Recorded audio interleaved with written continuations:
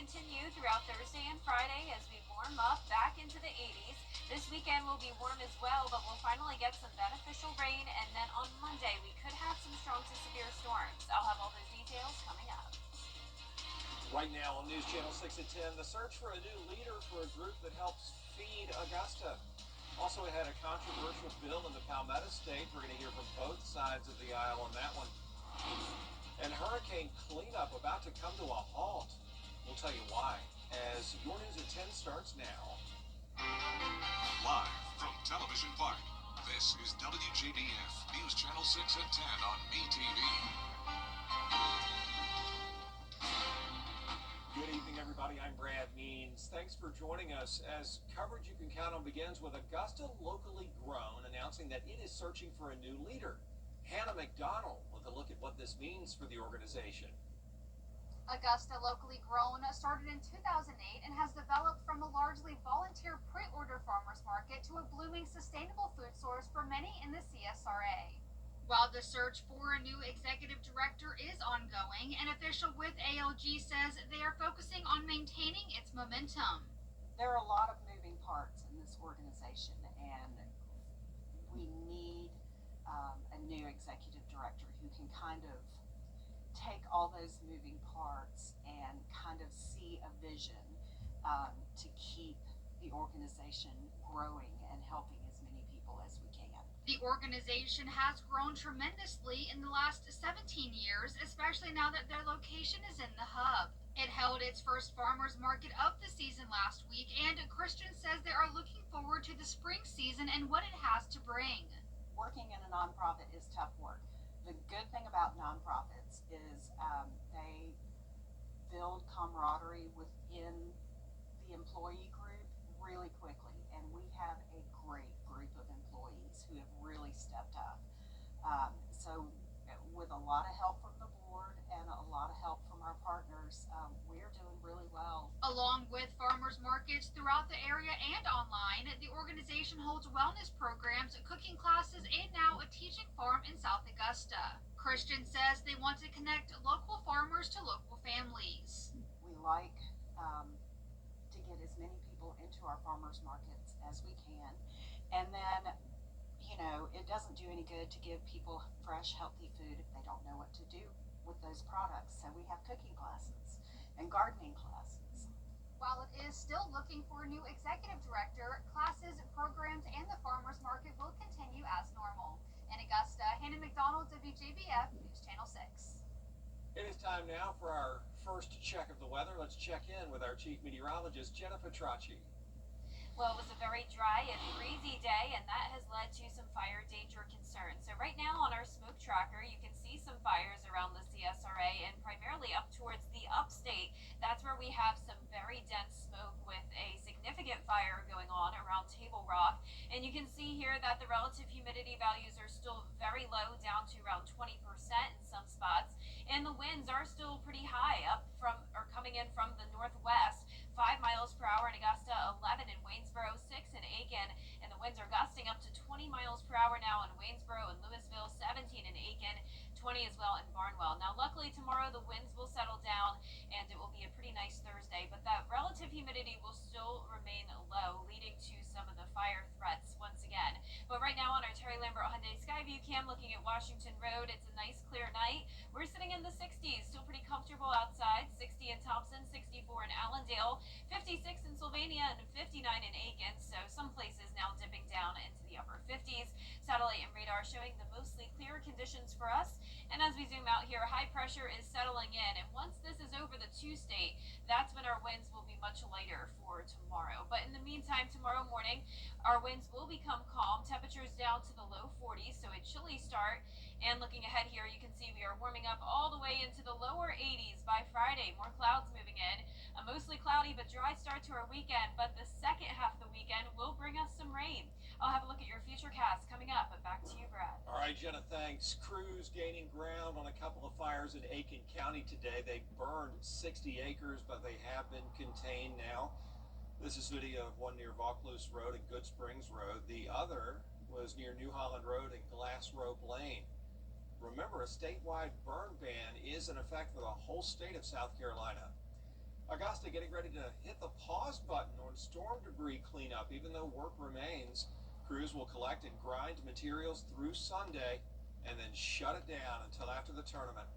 Meanwhile, city leaders have been in Atlanta asking the state for tens of millions of dollars in hurricane recovery funding. We're looking at funds to take care of our canal. As everybody knows, it was devastated due to hurricane. Yeah, here we are 6 months later after the storm, and a 3-mile section of the canal trail is still blocked to the public because of all that damage. A heated debate in the South Carolina State House today. It's over a bill that could affect every. The Georgia Senate passing a bill to ban students from using phones or personal devices during school hours. Students K through 8 cannot access their personal devices at any time during the school day if this bill passes. Enforcement would be up to local school districts. Exceptions made for medical or intellectual disability needs. With a 54-2 vote, it now goes to Governor Brian Kemp's desk.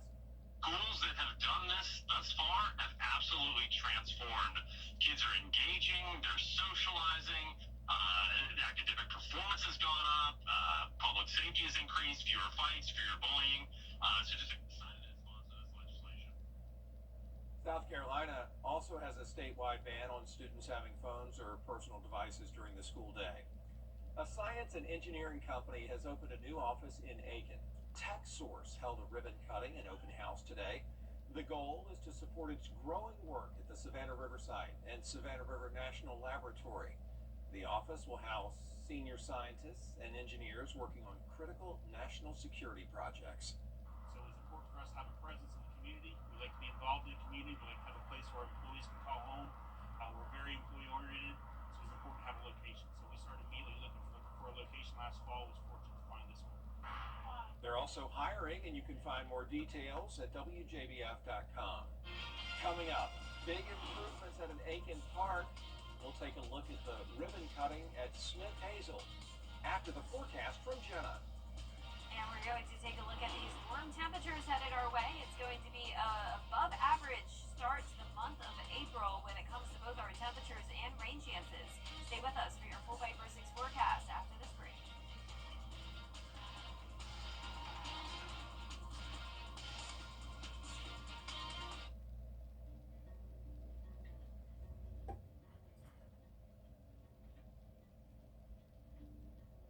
When we have the food we need, we are at our best. We push further. We rise higher. We unlock our full potential. When we are at our best, we have more to offer the world around us.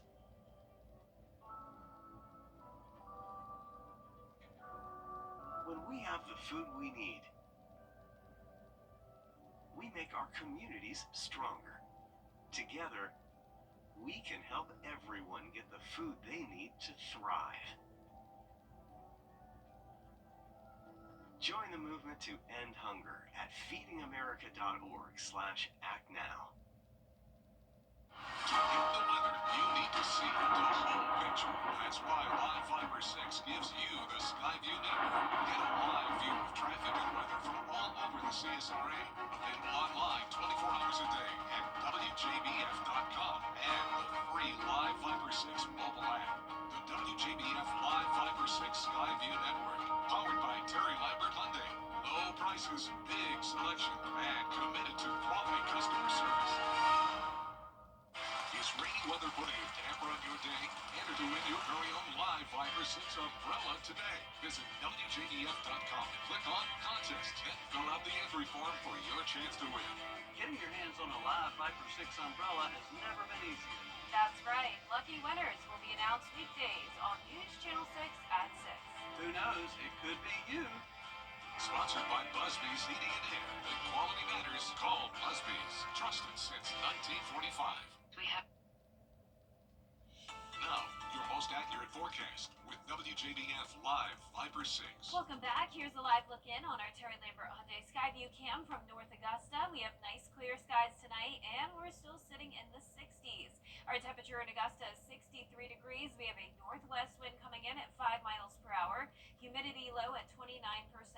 Around the CSRA, Washington's our coolest spot at 55, 59 in Crawfordville, 63 in Louisville, 62 in Edgefield, and 58 in Saluda. Now, once the winds settle down tonight, our temperatures will dip down quickly into the 40s. And as this high pressure continues to move towards the east, that's when the winds will become lighter. We have a cold front down in Florida. This was a dry front that passed by earlier, bringing in some reinforcing dry air. And then we have this disturbance forming with a lot of rain across southeastern Texas. Notice the cloud cover as well. So this is a system that will impact us by Saturday. But in the meantime, tomorrow, staying sunny and dry. We'll start out in the lower 40s, climb into the mid-70s in the afternoon. High temperatures are on the rise as we wrap up this month, all the way up to 83 on Friday and right around 80 to 83 degrees over the next several days to come. With the warmer weather also comes the higher dew points. Notice those are steadily rising, so still some dry air in place tomorrow, leading to some fire threats once again. But as we go throughout the week, there will be a lot more moisture here by the weekend, which leads to more rain chances. So a 70% chance of rain Sunday and a high chance as well on our Monday, along with that threat of some strong to severe storms. It's still very early on, nothing to worry about here, but just keep in mind that there may be severe weather Monday, and as of now, it looks to be during the evening hours of Monday. So we'll continue to keep you updated on this. Here's the latest on the Futurecast. Saturday starting out dry, so still some opportunity to spend time outside. It will be mostly cloudy though, and maybe a stray shower or two throughout the afternoon. The rain's still to the west of us Saturday night. There's 11 p.m., but the rain will be here overnight into Sunday morning, and Sunday does look to be pretty wet. Still some periods of dryness throughout the day, but you can see overall a pretty high chance of rain. Then here comes a cold front. This will be what brings us that chance of severe weather on Monday. A few showers possible ahead of the front, but then this is the main front coming through, and that's Monday at 8 p.m. Definitely indicating some heavy rain, and usually that comes with the thunder, the lightning, and our main threat will most likely be the damaging winds, but we'll once again continue to keep you updated on that. Lows tonight will be in the upper 30s through low 40s, and our highs tomorrow will be near average in the mid 70s. Your 10-day forecast is showing a nice dry next 3 days, then the high rain chances Sunday and Monday. Next week, we're going to still see a slight chance of rain each day, with temperatures staying very warm, highs in the 80s, and lows are climbing all the way into the 50s for that first week of April. All right, Jenna, thank you. In Aiken today, Smith Hazel Park hosting a ribbon cutting for major renovations, including basketball and tennis courts, a playground, an in-ground trampoline. Leaders at Parks and Rec tell us their hopes for the renovations. We really think that's going to bring people back to Smith Hazel Park. We have wonderful parks throughout the city of Aiken that we really pride ourselves in, and we know that all of those parks are for the entire community, but we're really excited for those within walking distance of Smith Hazel to be able to come out and enjoy a great afternoon like today, learn a new sport if they would like, communicate with their neighbors right here on the playground or under the picnic shelter, and just really give them a space that they feel like home. Campbell says Smith Hazel will continue to get renovations, including a pickleball court and outdoor fitness equipment. Still ahead, fallout from a group chat involving the Defense Department. That story after the break. Coming up, meet this week's scholar athlete out of North Augusta High School, a star on the field and in the classroom.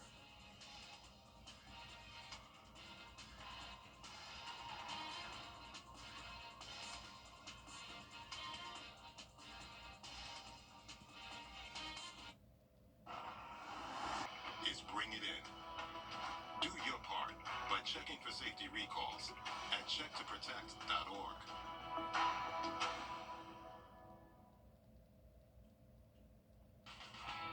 Now, WJBF sports coverage you can count on. The More Than Golf Invitational at Old Barnwell features some of the top mid-major female programs from around the country, and one of those teams being the Augusta Jaguars. The Annika Foundation puts on the tournament, which is a non-profit organization founded by World Golf Hall of Famer Annika Sorenstam. The Invitational is a 54-hole course with 12 colleges. Now this afternoon, AU golfers took some practice swings to prepare for the upcoming Invitational. Now off the course, the College Am on Thursday and the Executive Women's Clinic on Friday will develop these young women to also get to meet a lot of company executives, have dinner with them, and just kind of spread our names around and find interests that are companies that we might be interested in. You know, after golf, just setting ourselves up for not only are we playing in a great tournament, but also looking ahead for the future. The first round of the Invitational kicks off Friday at 8:30 a.m. and runs through Sunday. Each week we honor a scholar athlete that excels not only in the classroom but also in the community. This week's scholar athlete is Connor Brown from North Augusta High School. Connor is a dual sport athlete playing both football and soccer. The team captain led his team to a state semifinals appearance. The all-region and all-state selection also played in Border Bowl. He's a Coca-Cola Golden Helmet Award winner, which recognizes academic and athletic achievement. Now in the classroom, he has a 4.4 weighted GPA, takes honors in AP courses, and is a Beta Club member. Really leadership. My main thing is lead by example. So coming in as a freshman, and I came from a different school, so it was a little bit harder getting in the groove of things. But once I did, just over the course of my 4 years, I think the leadership aspect of me just grew. It's our middle child of 5, and to see his middle child traits show up on the field is a joy. It's a good stubbornness and his determination that he uses both growing up and on the field. He earns it. He works hard. He just doesn't. He tries as hard as he can, and that's really at the end of the day all you can ask of. A boy is to try as hard as he can. That's what he does. So it's been great to watch him. He's a huge reason why our culture has changed. He's a tremendous young man. He leads by example. He's here every day. He's accountable. He works extremely hard, not only in athletics, but also in the way he works out, the way he goes to school, the way he carries himself. Connor is committed to play football at Wofford College in the fall. And USC Aiken and Augusta University squared off at SRP Park tonight. Both baseball programs searching for some momentum, with the Pacers losing 7 out of their last 8.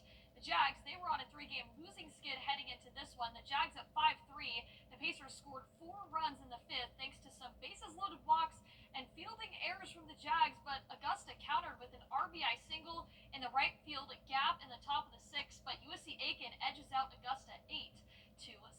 That's it for sports. We'll be right back.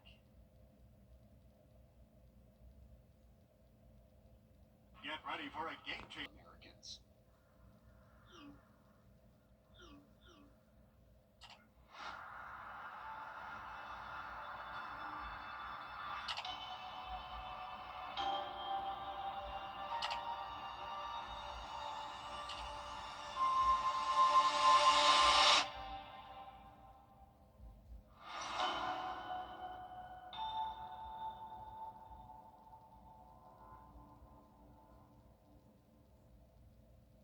The CSRA is full of amazing women.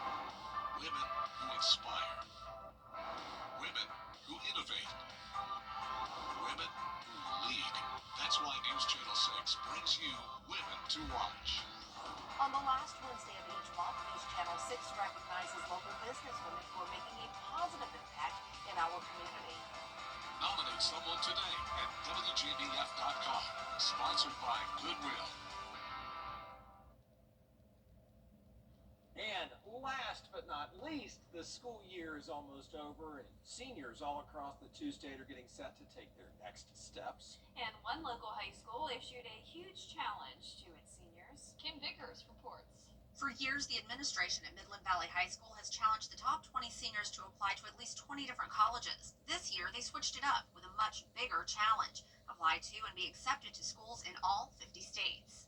It was just a matter of us knowing how great our students were, and we just wanted everybody else to know about this too. And it's born in competition.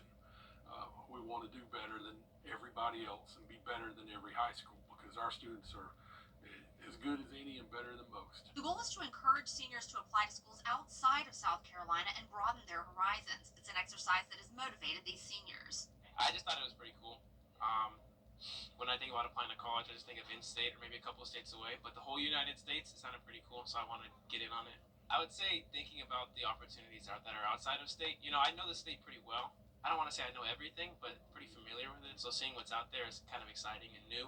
One senior has applied to and been accepted to schools in 18 states. She says the challenge and other tools available to seniors helped a lot in the application and decision process. Using the Common App, which we use here, it showed me different schools in different states, and like I was able to go and research them and see if that school possibly interests me, so then I could apply through these different states to get mine, opportunities brought in to see if I might want to go out of state. So far, Midland Valley seniors have been accepted to colleges in 48 out of 50 states. They're still waiting to hear from colleges in Idaho and Maryland. In Graniteville, Kim Vickers, WJBF, News Channel 6.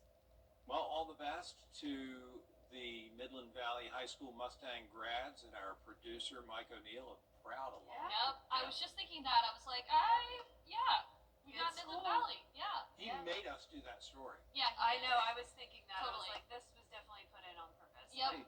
I don't miss those days, guys. Applying for colleges. No. That was stressful, but Too good stressful. luck to all of them. Very much so. Well, our weather looks great over the next couple of days, but then as we go into Sunday and Monday, we will have some storms, and that chance of severe weather is on Monday evening. Then next week, still some slight rain chances with temperatures in the 80s for that first week of April. All right, Jenna, thanks to you. Gianna, thank you. And thank you all for watching. We're back at 11 for News Channel 6 at 11. And Hogan's Heroes is next here on WTV. Have a great night.